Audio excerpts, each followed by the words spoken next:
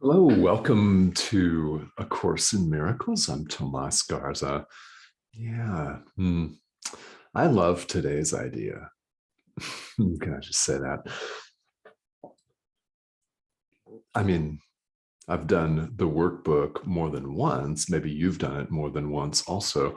And there's something to love in all of these ideas because you see as you go into it and as you get to lesson 326, which we're going to cover today, that there's a plan for all this, that it's highly systematized and thought out, and it's very, very handy, very helpful how Jesus repeats certain ideas. He certainly knows what he's talking about, doesn't he? And he knows very well the learners that we need things over and over again in different forms. So let's look at an idea that we've seen before in a different form today. Lesson 326 is, I am forever an effect of God. I am forever an effect of God. You are forever an effect of God. Your worst political enemies are forever effects of God. Your best friend is forever an effect of God. Effect with an E and capitalized. As in cause and effect, right? With God being the cause, with us being the effects. God being the source, the creator. We can use different words, and a different way that we can say the effect of God is the Son of God, the thought of God, God's creation. Yeah. It doesn't matter which form of language you use, it's the same idea. And it's very important here as we consider this that we're forever an effect of God. We are as we were created. You do remember the 20 straight lessons of I am not a body, I am free, for I am still as God created me. Repeated 20 times with the rhyming scheme, deliberate in the workbook so it would stick in our minds. You know, yeah, Jesus really wants us to get that one. And here he emphasizes forever. I'm forever an effect of God. You've never not been that. You've never been a disgusting sinner worthy of punishment and death. Ever. Never once. No matter how poorly you may have thought or behaved in any circumstance, you've never been pond scum. All right. Now, there are people in the world that behave as pond scum or worse than that. They're predatory, they're vindictive, they're mean, right? Forgive them, all of them. And know that when you're doing that, you're also forgiving yourself. Everything's taking place in the mind. So as you forgive other people, you are literally forgiving yourself in the process. So as you read the prayer today, and as you read the commentary for lesson 326, you'll notice an idea: the non-existence and disappearance of the world. How about that? Now, this may strike you as highly bizarre. It may strike you as other ideas in this course may strike you as weird, as completely unconventional. Good, so be it, right? So be it. We've learned in the workbook, and it also is apparent in the text, in the manual for teachers, it runs throughout A Course in Miracles as a thought system right? As a self-study curriculum, a theme runs throughout that this world is an illusion, which other spiritual traditions also teach us. Buddhism, for example, just being one of them. So illusions are destined to vanish as we awaken. It's no mistake that the very famous book by Gary Renard is called The Disappearance of the Universe. In that book, Arten and Persa appear to Gary to help him facilitate the disappearance of the universe. Now you see it, now you don't. Same here with the world.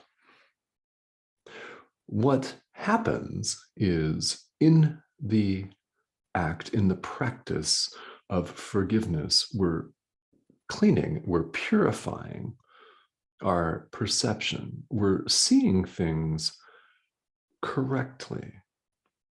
We're seeing them as they are.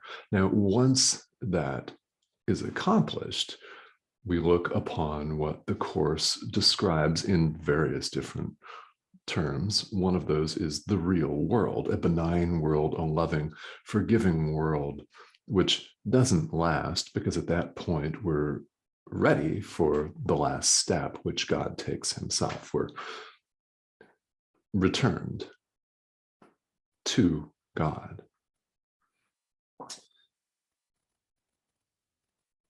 The illusion disappears. So now this is something that the ego does not ever want you to believe ever. And well, of course, we know that it never wants to negate itself. It wants to claim the throne of God, really, doesn't it? It wants to assume a place of permanence, of high and mighty royalty on the throne, with you serving it and not questioning. So what does that get us? Well, it gets us suffering, doesn't it? It's where it comes from. It's where all of our pain comes from. It's where all of our vindictive thoughts, our hateful thoughts come from. It's where our economic systems come from, no matter where you are in the world. It's where our political systems come from. It's where our systems of governance and finance and all of our legislation comes from the thought of separation. Meanwhile, deep down, we all know that there is no separation of any kind. We know that. You know that. That's why you're interested in spiritual practice. Now, this may not be readily apparent. I like that word, apparent. May not readily appear. In other words, the answers as to why you're watching this may not be right there on the tip of your tongue. Because we could be subconsciously aware of this and operating on a subconscious, even on an unconscious level. We just know, no matter how much we may try to avoid it, no matter how often we try to run and hide from ourselves, because there's no one out there to hide from. No matter how often we sit in rapt denial of the truth of who we are, there's always that part of us that keeps yearning for us to make this journey, to go back. In truth, there's no real travel because we're not going anywhere. There's no separate place to go to. This is who we are and have always been, forever an effect of God. So as always, I invite you to please read over this material and contemplate it. And if you have questions about it, if you want to discuss it, in fact, if you want to say, dude, you're full of shit, then email me. All right. Yeah, I welcome any form of discussion on this whatsoever. Because it's not me that's doing the talking here. Remember, I didn't write this. Tomas Garza? Who's that? So my aim here in bringing this material to you in this format is to facilitate a deep-seated process in you to awaken your own healing capability. Remember, healing and the atonement in A Course in Miracles are the same thing. It's allowing your mind to be, well, cleansed, for lack of a better word, purified, for lack of a better word. It's allowing healing for yourself, forgiving all illusions, seeing through all illusions. My goal as a teacher is to set a spark in you to discover this healing capability for yourself.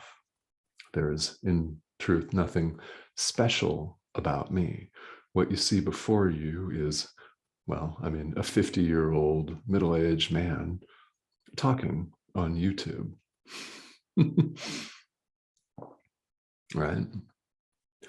What is going on deep inside, internally, is you're waking up to the truth of who you are. It's up to each of us to heal ourselves. How do we do this? By accepting healing. It's my goal with these videos and with everything else that I do in the world to help awaken this certainty in you, to awaken the confidence that you can heal, and to invite you, please, kindly, to do so. And may this happen sooner rather than later, of course. But if it takes place later, so be it. So be it. It's something that appears to be a journey, and it may appear to be quite long. And some of these ideas, like I am forever an effect of God, may seem completely implausible. And if that's the case, good. Good. It's the ego that's struggling with the fact that you're presenting your mind with truth. Ego knows that it's its own undoing. So, as Jesus really brilliantly says here in the Course, well, that's the one thing the ego is actually correct about, is that you will set it aside. And it's completely fabricated. So anything that we've made up, we can remove our belief in, can't we? We can remove our blind adherence to. In other words, you can choose, again, love yourself with a capital S in the present moment, right now, today. All right, guys, thanks for tuning in.